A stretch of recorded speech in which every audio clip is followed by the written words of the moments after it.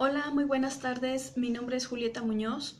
Voy a ser su profesora de la materia Trabajo Social en Adicciones. Pues el motivo por el que me están viendo en video, seguramente les habrán comentado que al parecer faltan algunas adecuaciones para que se encuentren correctamente las instalaciones de Impotlalpan. Entonces, pues hacemos uso de este medio que no debe de resultarles nada extraño, puesto que cada vez estamos más habituados a lo que son las redes sociales y el uso de la tecnología de la información. Al menos para mí no lo es. Yo soy también profesora de la Escuela Nacional de Trabajo Social en lo que es el SUAYET, el Sistema de Educación a Distancia. Y pues es para mí también habitual el estar en videoconferencia, en chats, etcétera, en algún tipo de dinámica con los grupos que tengo. Bueno, para el caso de esta materia que es trabajo social en adicciones, y siendo esta la primera sesión, pues vamos a empezar por lo primero. Um, es una materia que me gusta mucho, de la cual tengo experiencia de haber trabajado en una fundación y entre los apoyos que proporcionábamos era a personas con adicciones precisamente. Cuando se dice la palabra personas con adicciones, usualmente se piensa en alcohol o en algún otro tipo de sustancias como cocaína, marihuana, etc. Pero sin embargo, las adicciones son más que eso. Lo vamos a ver más adelante. La bulimia, la anorexia se considera un tipo de adicciones y la vigorexia también. Entonces, hay diferente tipo de adicciones, no solamente a una sustancia.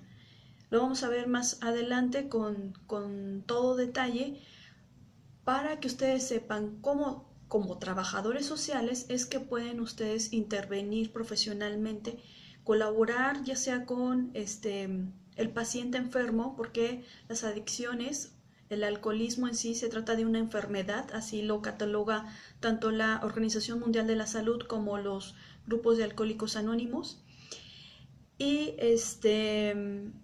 pues bueno, vamos a ahondar en detalle cada una de estos tipos de adicciones.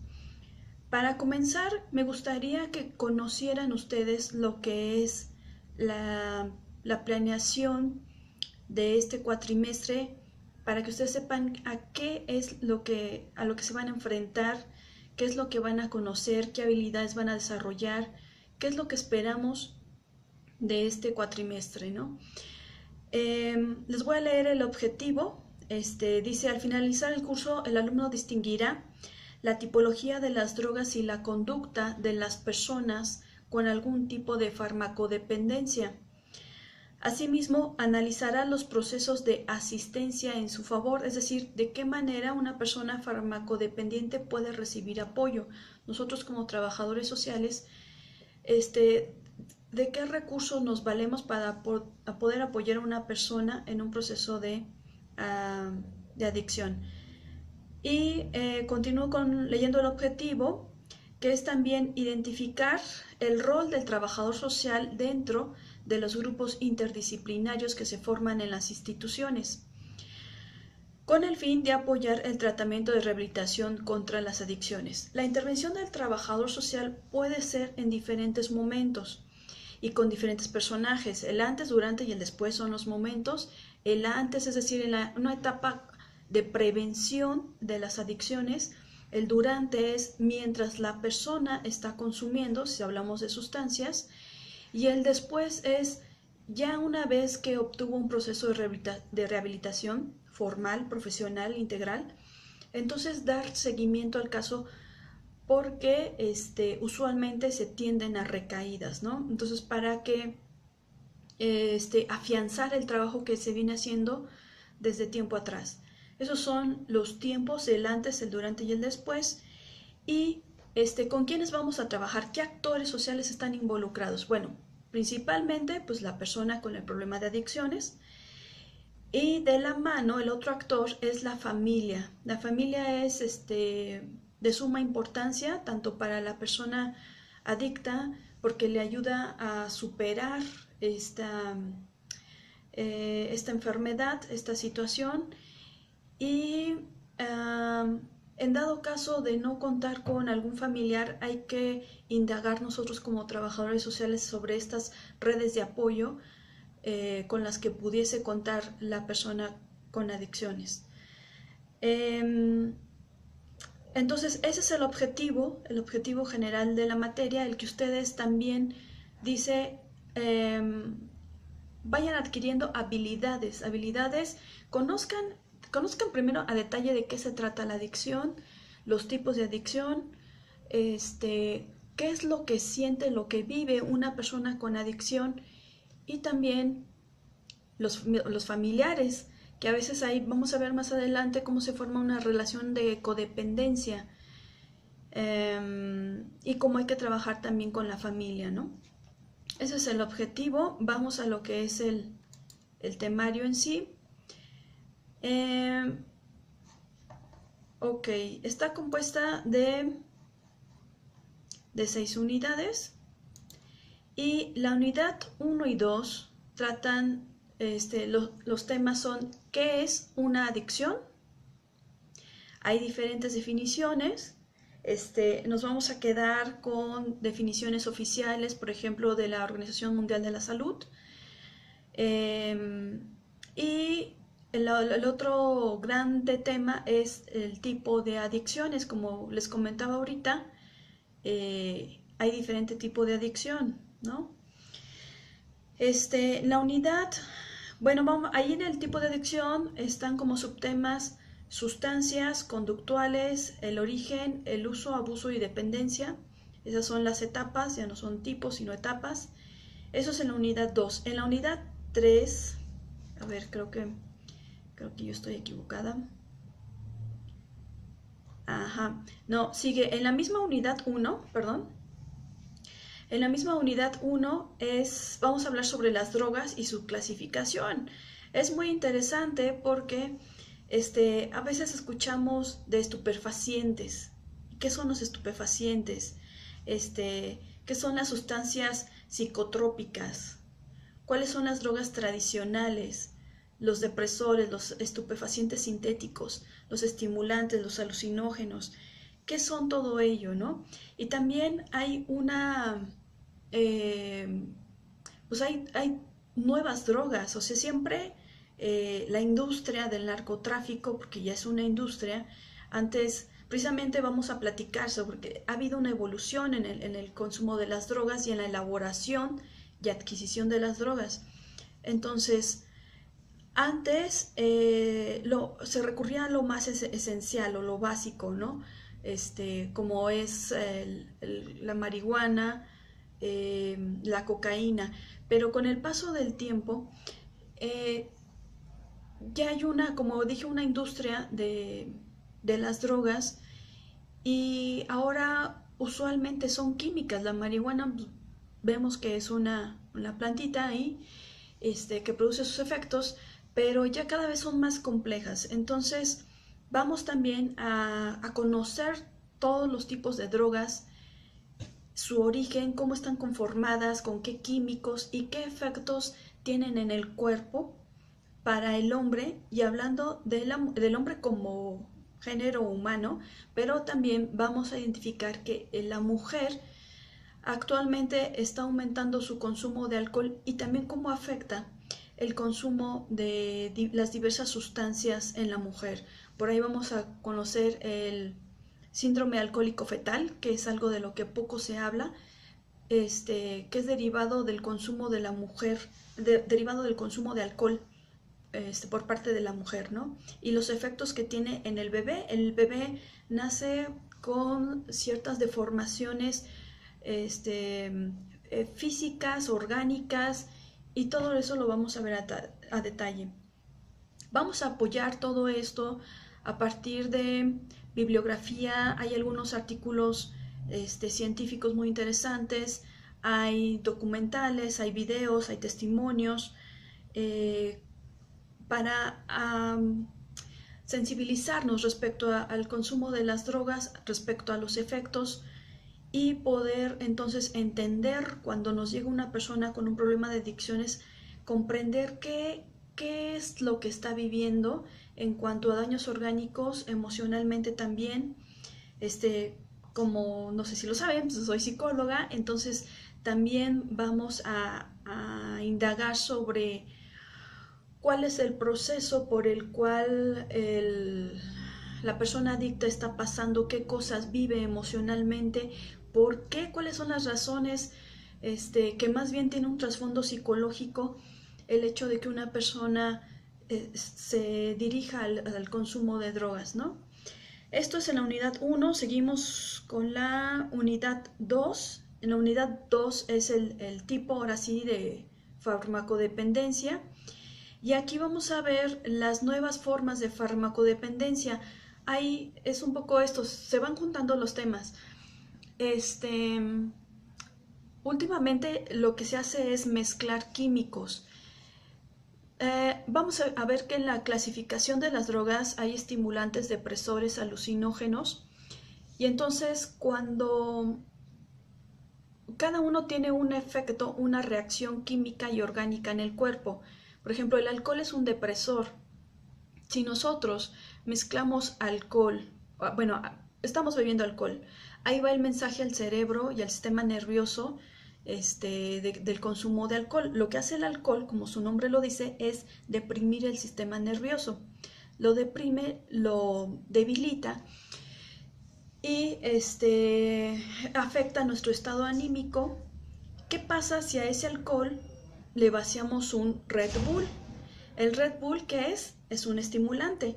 Entonces, nuestro cerebro y todo nuestro organismo recibe un mensaje contradictorio. O sea, primero, por una parte, lo que es el depresor, que es el alcohol, y posteriormente el Red Bull, que es un estimulante. Entonces, el cuerpo se saca de onda y entonces dice, ¿qué está pasando? ¿No? O sea, o me deprimo o doy una reacción estimulante. Entonces, las personas entran precisamente en este descontrol, en esta pérdida incluso de conciencia, da taquicardia, hay muchas alteraciones que vamos a ver a detalle, porque si no ya les comienzo a dar la clase. Y hay quienes les da un paro cardíaco incluso y pueden quedar en esta exploración de estar mezclando sustancias y otras. Ahora, si hablamos de lo que es la piedra está compuesta por líquido de batería, por ácidos, por incluso vidrio molido, la piedra son los restos y la basura de todas las demás drogas y todos los sobrantes. Ahí están comprimidos, la piedra, ¿no? Entonces, o sea, todas esas cosas van a dar al organismo. Realmente la persona que consume este tipo de sustancias, lo que está haciendo es matarse lentamente, porque es dañar su organismo, las neuronas, el sistema nervioso. Esas sustancias van a dar al hígado, que es el filtro de la sangre, etc. Entonces, realmente se está dañando todo su organismo. Bueno, en fin, vamos a ver precisamente estas nuevas drogas, estas drogas actuales, cómo es que están compuestas y los efectos que hacen. El cocodril, hay mucha variedad, ¿no? Vamos a hacer investigación al respecto. La unidad 3, bueno, tiene como tema principal el toxicómano, dependencia de las drogas, los drogaditos prematuros, y estamos hablando de adolescentes y bebés. Aquí vamos a indagar sobre los daños físicos, orgánicos ocasionados por el consumo a una edad temprana. ¿Qué pasa? De hecho, yo estuve trabajando en una fundación, se llama Fundación NEMI. NEMI se dedica precisamente a la prevención del consumo de drogas en la etapa de la adolescencia, niñez y adolescencia. Y teníamos como misión ir a dar pláticas a escuelas secundarias precisamente, con un video que posteriormente les voy a pasar, y hacer conciencia a los chicos de secundaria sobre los efectos del consumo de drogas a esta etapa. ¿Qué pasa? Pues que el cerebro aún no han madurado las neuronas, sino hasta entre los 18 y los 21 años. No es ya gratis que la edad la edad de reconocimiento de mayoría de edad en Estados Unidos es de 21 años y aquí en México es de 18, y esta es una de las razones, la madurez de las neuronas, que todavía la persona no está su cerebro totalmente desarrollado para tomar cierto tipo de decisiones y tiene que ver con el desarrollo de las neuronas. Lo vamos a ver a detalle porque trae consecuencias. Si las de neuronas no se han desarrollado por completo y entonces estás consumiendo alcohol y drogas que lo que hacen es tener un efecto directo en tus neuronas, entonces las que hasta el momento, si tienes 11, 12, 14, 16 años y aún no se han desarrollado el número de neuronas que debiesen desarrollarse hasta tus 21 años, te estás acabando y estás dañando las ya existentes. Por eso es que hay problemas después del lenguaje, de neuromotricidad, dejamos aparte los problemas emocionales, ¿no? Sino orgánicamente, y son neuronas que ya no van a ser recuperables, ¿no? Entonces es muy preocupante este tema.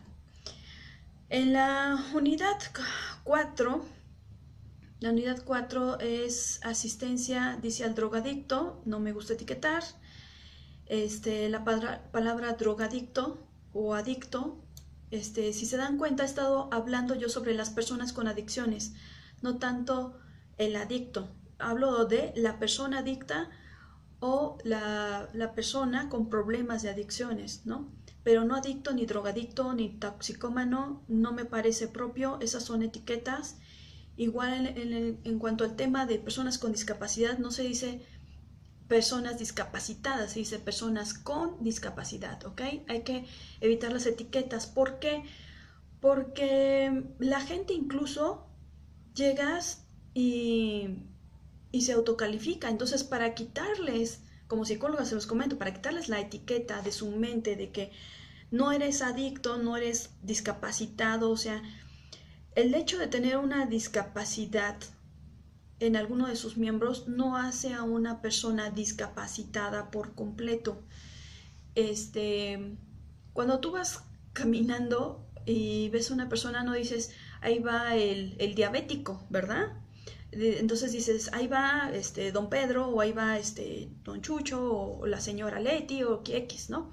Pero no dices, no, ahí va la diabética, porque la diabetes no le da identidad, ajá, es Chucho, la señora Leti, etcétera, ¿no? Entonces igual acá en las personas con discapacidad no son el discapacitados, es Pedro, es Luis, es el señor González, X, ¿no?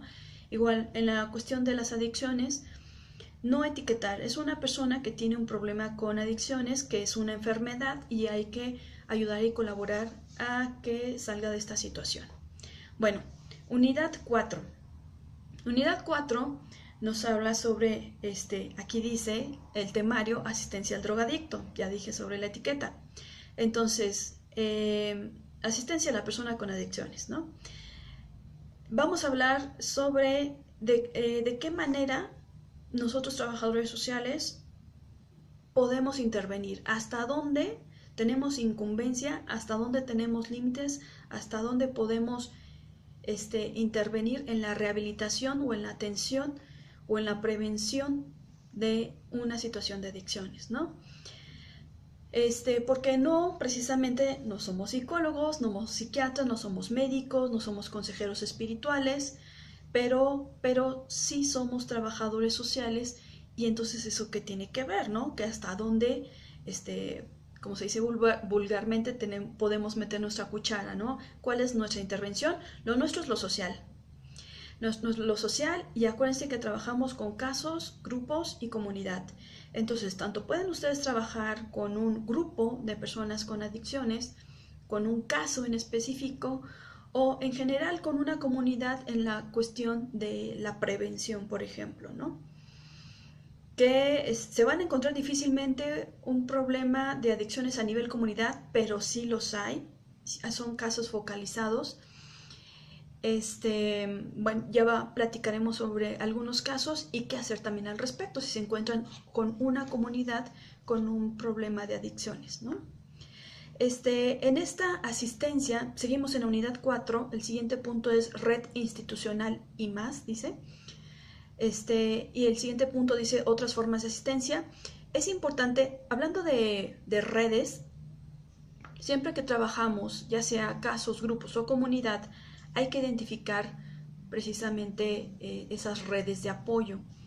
Llámese familiares, llámese instituciones, llámese gobiernos, síndicos, diputados, X, ¿no? Organizaciones sociales, para saber qué es lo que tenemos que conocer el contexto, qué es lo que se está ofreciendo, qué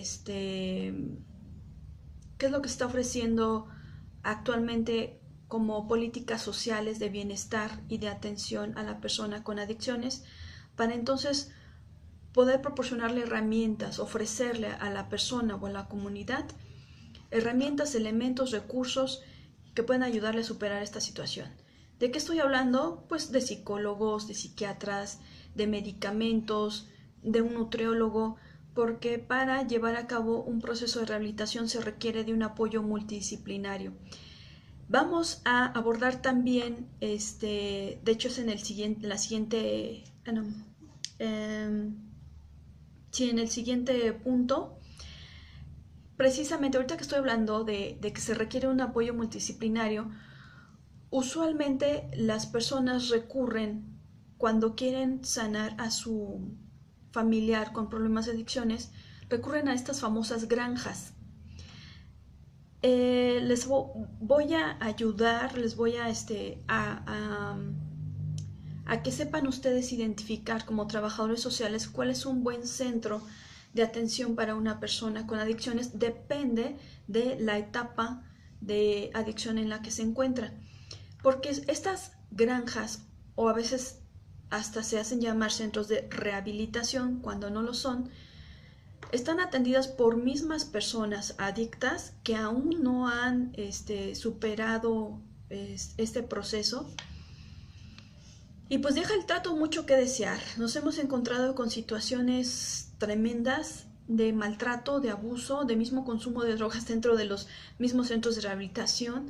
O sea, es incluso indignante que la Secretaría de Salubridad no tenga un control certero. O sea, me parece que definitivamente detrás de estos centros de rehabilitación de personas con adicciones hay corrupción, porque hasta faltas a los derechos humanos, a la integridad de la persona, a la moral de la persona.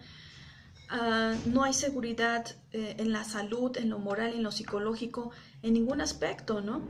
Entonces, vamos a hablar también respecto a estos pseudocentros de rehabilitación, a estas granjas, qué es lo que ofrecen, si en algún momento te pueden servir o no, y si es que derivas a una persona, ¿a qué es a lo que se va a enfrentar esa persona, ¿no? ¿A qué puedes esperar si es que envías a una persona para ese lugar? Hay algo que se llama ética.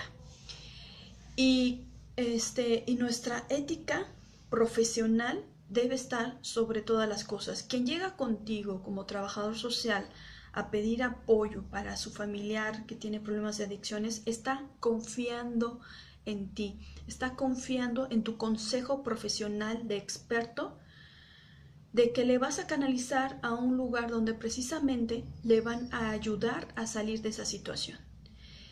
¿Qué pasa si tú le derivas a esta persona a uno de estos centros donde lo van a tener encerrado como si fuese animal entre rejas? Porque así los he ido a visitar, los he visto y he estado ahí, donde les pasan la comida por una charola entre las rejas como si fuesen animales de zoológico, donde los bañan a regaderazos, donde les dan hasta incluso shocks eléctricos, donde pasan muchas cosas. Lo vamos a platicar más a detalle, y esta responsabilidad ética que tienes al respecto. Hay que tener mucho cuidado con la confianza depositada en ti.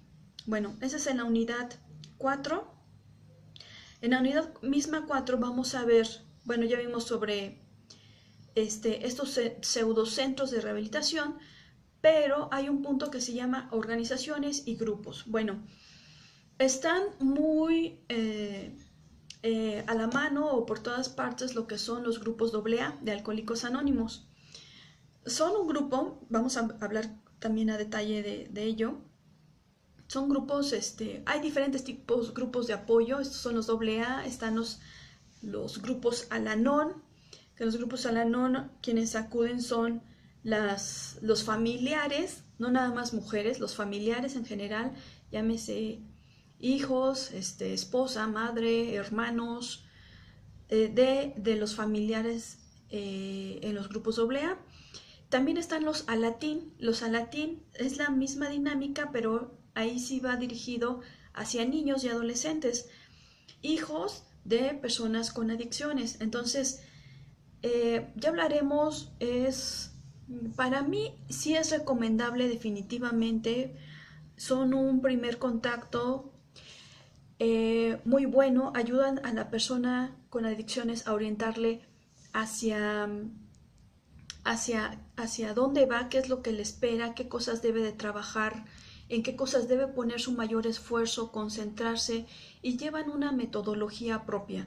No por nada tienen más de 60 años de existir los grupos AA, muchísimo más, y con éxito, porque incluso lo recomiendo posterior de que sale una persona del proceso de rehabilitación de alguna clínica, de una clínica sí de rehabilitación, sí con un equipo multidisciplinario de atención.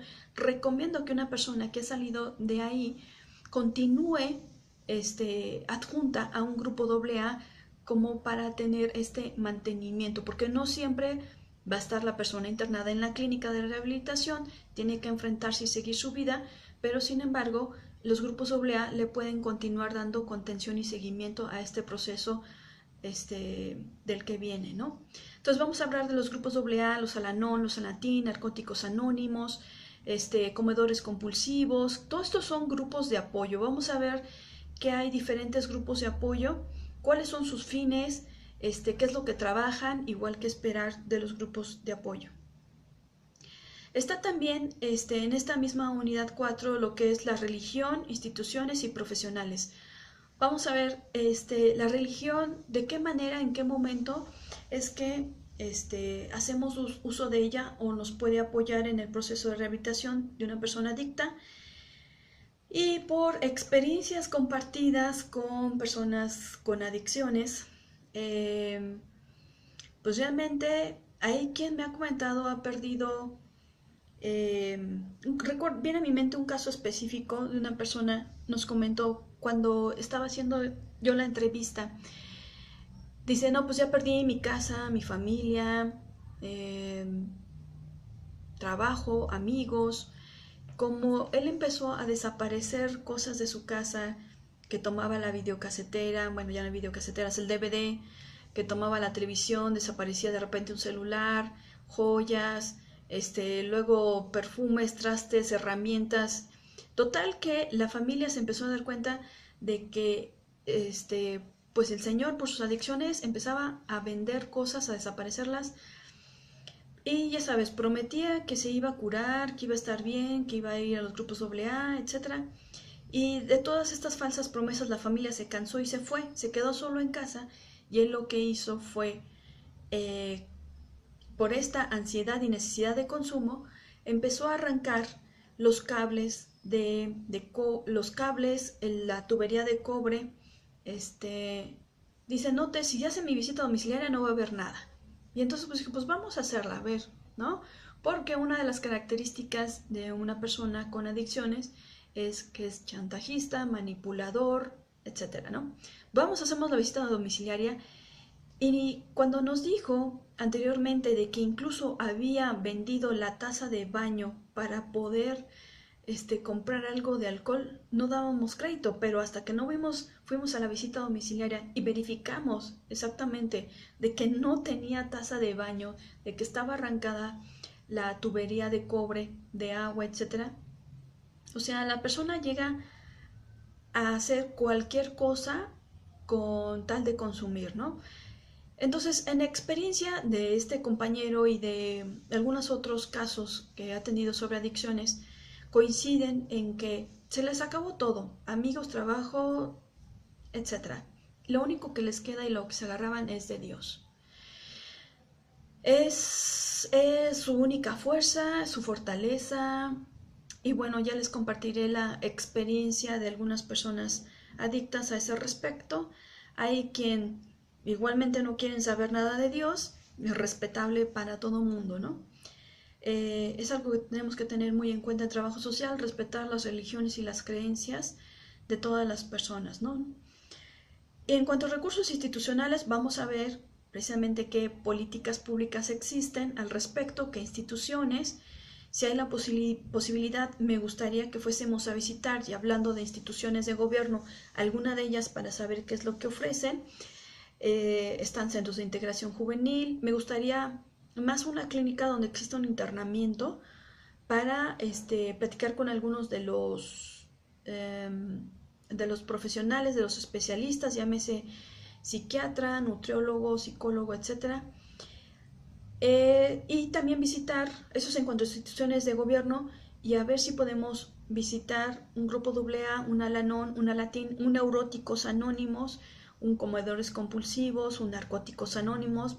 Vamos a indagar y a solicitar permiso para visitar alguno de ellos y que ustedes conozcan más sobre su dinámica, ¿no?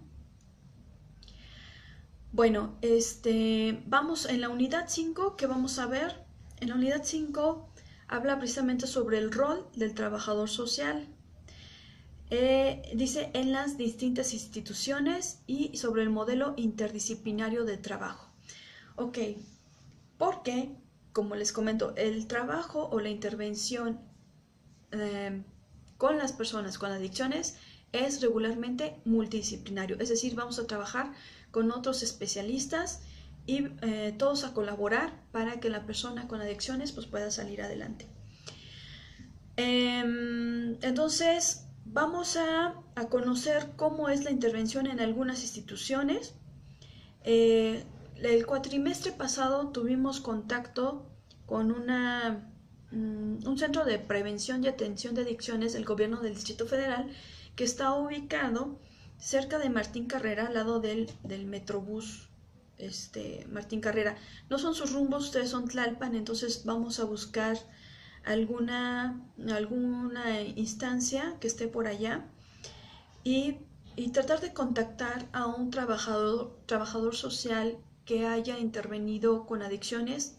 Yo soy una y estuve trabajando cerca de 5 años con personas con adicciones, dando seguimiento a sus casos. Vamos a ver otras experiencias de trabajo social. Ajá. Bueno, vamos a ver en la unidad 6, que es la última unidad, los temas son el SIDA y drogadicción, SIDA, drogas y propuestas preventivas. Ese se llama legislación, delitos y adicciones, prevención y modelo de intervención. Bueno, entonces, no nada más, yo creo que este tema de SIDA no lo abordamos hasta la última unidad. Realmente desde la unidad 1 y 2, que estamos viendo cuáles son las drogas, su clasificación, sus efectos, desde ahí comenzamos a platicar sobre los riesgos que se tienen cuando no se tienen una conciencia plena, cuando la persona está precisamente activa o en consumo, pues pierde conciencia de la responsabilidad sobre su persona misma. Y en esta no conciencia, pues el SIDA, el VIH-Sida, como otras enfermedades de transmisión sexual,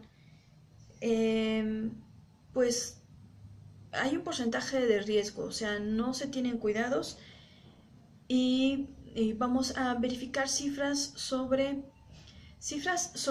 SIDA, el SIDA y las drogas, pero también cifras sobre el número de muertes o las enfermedades, y las enfermedades que se adquieren, por ejemplo, por el consumo de tabaco, que no hemos hablado del tabaco, que es otro tipo de adicción. Las más comunes y las legales es el alcohol y el tabaco, ¿no? Entonces vamos también a checar cómo andamos en cifras a nivel mundial, a nivel México, porque el problema de las adicciones es un problema de salud pública. ¿Qué significa esto? ¿Qué es un problema de salud pública? Pues que es un problema que afecta a bastantes y además que cuesta, ¿no? Que cuesta a la sociedad, al gobierno, que afecta. Que afecta a la familia, no nada más a la persona adicta. Hace rato les he comentado de que esta persona perdió su trabajo, ¿no? Entonces, al no percibir trabajo, es una persona no productiva para la sociedad. Y al no tener trabajo, también está afectando porque tenía que pasar pues dinero para sus hijos. Uno de ellos iba en primaria, otro en secundaria. ¿Y dónde está ese ingreso que se requiere? Entonces son personas no productivas que, si se dan cuenta, y como trabajadores sociales que les comento que tenemos que ver nosotros el problema desde lo social, las adicciones no se queda el problema con la persona que tiene problemas de adicciones, ni con la familia. Estamos hablando del trabajo, estamos hablando de que es una persona no productiva, entonces es un área social. Si se dan cuenta, estoy hablando ahorita de la teoría sistémica. La teoría sistémica habla de que existe un micro, meso, exo y macrosistema. El microsistema es el individuo mismo, la micro-meso es la familia, exo es el trabajo, la recreación, la convivencia que tenemos con los demás, y el macrosistema son las políticas sociales, las instituciones, ¿no? Entonces, el problema de adicciones es un problema que sí inicia en el microsistema, pero impacta, invade los demás sistemas, no se queda, sí afecta a la persona directamente, pero afecta a la familia, al trabajo, e incluso estamos hablando de un problema de salud pública, ¿no? Entonces, porque implica a muchas personas, porque afecta a muchos, porque una persona con un problema de adicciones, no, por ejemplo, no nada más se queda con una gastritis, ¿no? Tiene problemas renales, tiene problemas del corazón, taquicardia, en los pulmones, si es efisema pulmonar, si es que es fumador. Entonces, cada una son afectaciones en el organismo que de alguna manera significan un gasto en la salud pública o para el sector salud. Y también complicaciones para la familia el tener que atender a una persona con múltiples complicaciones de salud. Entonces, por eso es un problema de salud pública, por la grandeza del problema, por la dimensión del problema. Vamos entonces en este capítulo 6 a ver cifras, a verlo desde lo social, cómo es que incide, pero no podemos únicamente conocer el problema, tenemos que meter acción. Entonces, en este capítulo, en esta unidad 6, perdón, habla sobre modelos de intervención. Entonces, les comentaba hace un momento que existen 3 momentos en los que, valga la redundancia, en los que intervenimos, que son el antes, el durante y el después. Entonces, nuestros modelos de intervención, que dijimos no es otra cosa que planes, programas y proyectos de intervención para generar cambios, tenemos que pensarlos en esos 3 momentos. ¿Qué vas a hacer, trabajador social, como acciones de prevención? ¿Qué se te ocurre? ¿Qué puedes hacer? Imagina que prevención, hay que cruzar variables. Prevención, si estás atendiendo un caso, un grupo o una comunidad. Prevención. ¿Qué vas a hacer, trabajador social? Ese es el antes. ¿Qué vas a hacer, trabajador social, en el durante? ¿Cuál es tu modelo de intervención? La persona ya te llega con el problema. Es diferente si te llega con con una etapa inicial de consumo, donde apenas está probando, a que si te llega ya con un problema arraigado de consumo de drogas, ¿no? Entonces, ¿cuál sería tu modelo de intervención, es decir, tus propuestas de solución respecto a un caso que te llega ya en una etapa de adicción total, ¿no? Y el después, ¿cuál sería tu modelo de intervención para un después de su rehabilitación? La persona ya salió del centro de rehabilitación y entonces, ¿cuál es tu propuesta para que todo ese esfuerzo que se hizo de manera multidisciplinaria y hasta con la familia no se venga abajo una vez que la persona ha salido de la clínica de rehabilitación? ¿Cuál es tu plan? ¿Cuál es tu modelo de intervención? Entonces todo eso lo vamos a platicar cuáles son, y sobre todo, más que platicar, tenemos que idear, proponer. Nosotros, trabajadores sociales, hemos de ser siempre, en todo momento, muy creativos para proponer soluciones, ¿no? Nosotros somos unos expertos en soluciones, necesitan sentirse orgullosos de eso. Y en la unidad 6 ese va a ser el momento para que haga que florezca su creatividad y propongan acciones en el antes y en el durante y en el después, modelos de intervención, de prevención, de atención y de rehabilitación o post-rehabilitación. Y acuérdense que tenemos diferentes actores que atender, entonces esos modelos de intervención antes, durante y después tienen que ser pensados tanto en la persona adicta como en sus familiares, porque dijimos, es una situación, es un problema que afecta de manera sistémica, ¿ok? Bueno, aquí les diría, ¿tienen alguna pregunta? Yo creo que tienen muchas, ahí me las apuntan, las guardan y pues me las platican ahora que nos veamos, ¿no? Bueno, este fue un recorrido por el temario que vamos a ver durante todo el cuatrimestre. Y pues ahora me quedan 20 minutitos en los que me gustaría la parte del encuadre, de ponernos de acuerdo en formas de calificación y de las políticas que vamos a seguir en el aula. Esas me gustaría platicarlas porque me gusta consensarlas. Las platicamos en el aula y nos ponemos de acuerdo. Entonces, ahorita lo que voy a hacer es a lo mejor empezar con, no a lo mejor, voy a empezar con el primer tema, que es ¿qué es una adicción? La definición de qué es una adicción. Una adicción, y hacerles un recorrido sintetizado de los tipos de adicciones y de los tipos de sustancias, sí, de adicciones y de sustancias, y cuáles son sus reacciones. Este tema, aunque ahorita nos estamos, me están viendo por este medio, tomen esto como un tipo introducción al tema. A mí estos temas me gusta reflexionarlos junto con ustedes, que me compartan experiencias, a lo mejor si en su casa no ha habido, y ojalá ese sea algún problema de adicciones, pero no sé, conocidos, vecinos, etcétera, ¿no? Que ustedes conozcan, compartir lo más rico, lo más bonito del trabajo del aula es precisamente el compartir experiencias, ¿no? Bueno, entonces empezamos con el tema número 1, que es una adicción. Ok. Como les comentaba hace un momento, hay diferentes definiciones. Ahorita les voy a leer una de ellas, la comentamos, pero más adelante vamos a ver la de la Organización Mundial de la Salud. Vamos a quedarnos con definiciones oficiales, y más que oficiales y congruentes y certeras, porque no toda definición oficial es asertiva, es concreta o tiene define toda la verdad. Todo concepto no define toda la verdad, ¿no?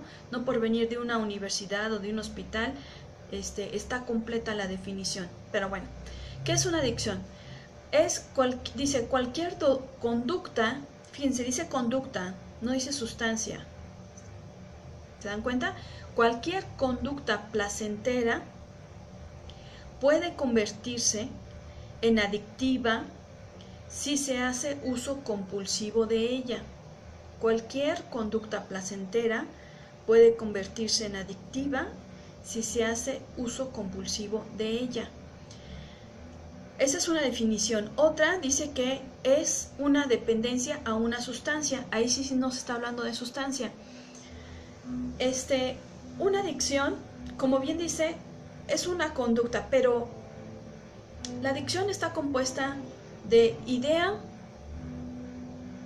y acción. Es decir, una conducta y una compulsión. Compulsión, así decimos en psicología, la compulsión es la acción. Entonces, idea y acción. Si la persona únicamente tiene la idea de que, ay, se me antoja una chela ahorita riquísima, ¿no? Con una de, ¿qué quieren? Porque hay de sabores, ¿no? Una de chamoy, o una de tamarindo, o solita, o una michelada, lo que quieras, ¿no? Y ay, esto se te hace saliva, se te hace la saliva agua, etc. Si te quedas únicamente con la idea, no pasa nada, no hay adicción. Pero si yo deseo voy y me voy ahorita a un bar o a un restaurante o voy a la tiendita de la esquina y voy por esa cerveza que quiero y me la tomo, entonces y hay una idea y una acción.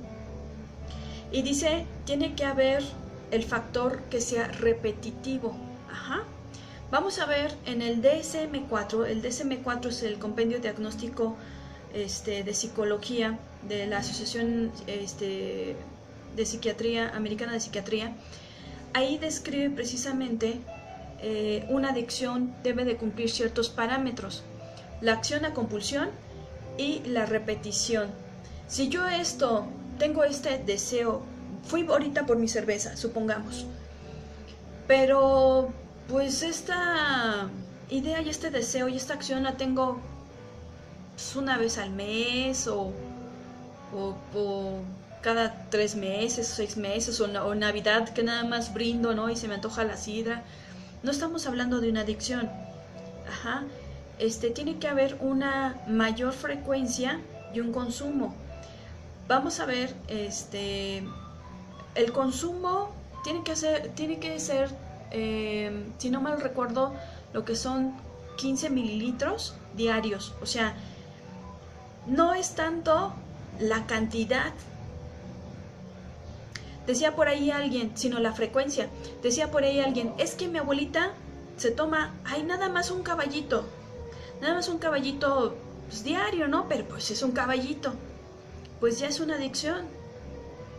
Y es una adicción no por la cantidad, sino por la frecuencia. Y porque está conjuntando lo que es idea y la acción, el beberlo. Porque ella ejecuta, ella se toma el caballito diario, ¿no? Entonces no es tanto la cantidad, sino la frecuencia, ¿ok? Entonces, ojo, tiene que haber estos dos elementos: acción, idea y compulsión, o idea o acción. Es lo mismo compulsión y acción. Entonces, idea y acción, ¿ok? Bueno, ahora, sobre las adicciones, vamos a hablar en este caso de alcoholismo. El alcoholismo, ¿cómo es adquirido o cómo es que una persona se hace adicta? Hay dos formas, de manera genética y de manera adquirida. De manera genética necesitamos, de ahí el uso y el provecho de los familiogramas. Cuando ustedes realizan una entrevista a una persona con adicciones, es necesario que verifiquen en su familia si hubo otras personas igual con consumo de drogas, llámese alcohol o cualquier otro tipo de drogas o adicción. Porque siempre hay una predisposición genética, y he dicho predisposición, No es regla de que si, por ejemplo, mi papá fue alcohólico, yo voy a ser alcohólico. Yo sí tengo la predisposición genética, aquí en mis genes están el mensaje genético de que tengo un factor de riesgo, de que si en algún momento yo consumo, puede ser que posiblemente me vuelva una persona adicta. Pero todo depende precisamente también de la voluntad y la autodeterminación de la persona, ¿no? No todo se le deja a la genética, sino todos tenemos una resiliencia y tenemos decisiones. Por otro lado, esa es genética. Adquirida, ¿cómo es adquirida? Bueno, pues lo más común es el bebedor social. O sea, la gente que vive en nuestro entorno es quienes nos pueden inducir de alguna manera al consumo de alcohol. Más usualmente en los trabajos, en los empleos donde laboramos, se da mucho ay, pues ya es fin de semana, vamos a tomarnos una chela, ¿no? Pero hay veces que esas reuniones no terminan el fin de semana o se agarran el fin de semana, o sea, no son de un ratito, son de toda la noche o a veces son de días. Entonces, allí es el problema de que pasa de ser de una bebida para compartir un momento social a que la gente se estacione y se quede bebiendo por largo tiempo, ¿no? Entonces, entre compañeros de trabajo, familiares, a veces desgraciadamente el problema está en la familia misma. En la familia misma que desde pequeños, bueno, he atendido casos donde la persona desde chiquita en lugar de darle leche le daban alcohol, le daban cerveza, papá, mamá, todo mundo, hermanos se sentaban en una mesa y de lunes a domingo, o sea, toda la semana se la pasaban bebiendo, ¿no? Era, o sea, las 24 horas del día había alcohol en la casa, ¿no? Entonces, precisamente, nuevamente, la entrevista con la persona adicta, o la persona, ya dije adicta, ya ven, la persona con adicciones, y el familiograma que hagan, el estudio socioeconómico, el familiograma, la historia de vida, la historia clínica de la persona, es muy importante porque les va a decir del contexto, les va a decir dónde están los focos rojos, porque esa persona está bebiendo. Sí, ahorita les voy a platicar sobre que el origen es más que nada emocional, como hace rato lo comenté, pero factores externos, focos rojos a nuestro alrededor, ¿qué es lo que tenemos? Es dentro de la misma familia donde está el origen del problema del consumo, está en el área de trabajo, son vecinos, es el compadre, es la esposa. ¿Quién es quien está induciendo a esta persona? Todos digo inducir porque es como acercarle a, pero hay que hacerle ver precisamente a la persona con adicciones que él es quien toma la decisión a fin de cuentas de lo que quiere o no en su vida, ¿no?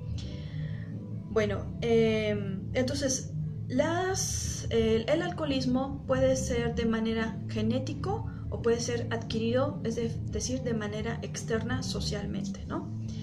Y ya quedamos en que los síntomas es una compulsión, ¿sí? Compulsión, que es la acción, y la obsesión, que es la idea.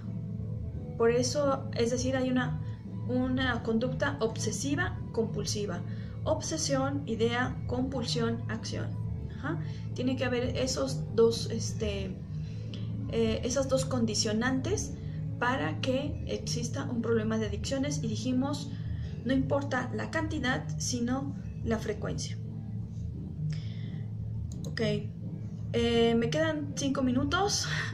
Les comento, en estos 5 minutos que nos quedan, existen 3 tipos de clasificación de drogas, no de adicciones, sino de drogas, que son los depresores, los estimulantes y los alucinógenos.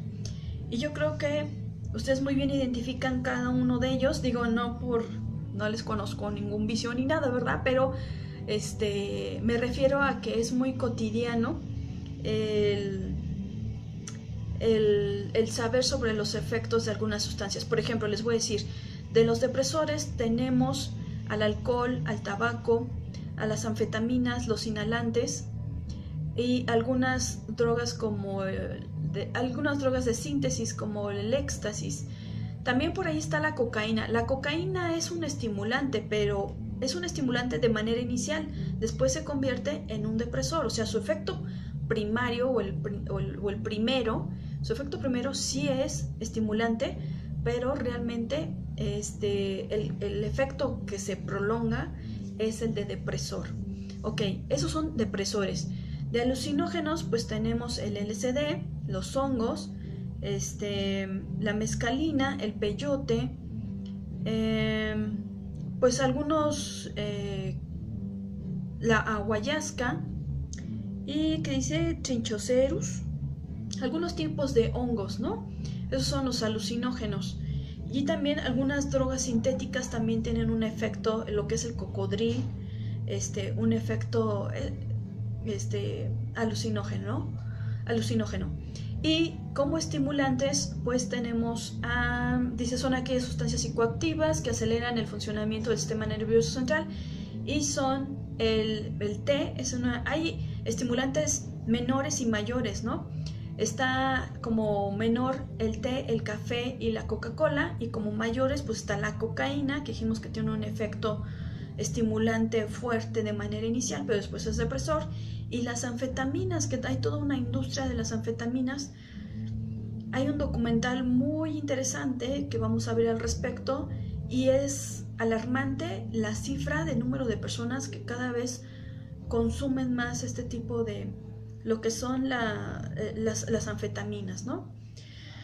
Les voy a dejar hasta aquí. Estos son los 3 tipos, la clasificación de las drogas, depresores, estimulantes y alucinógenos.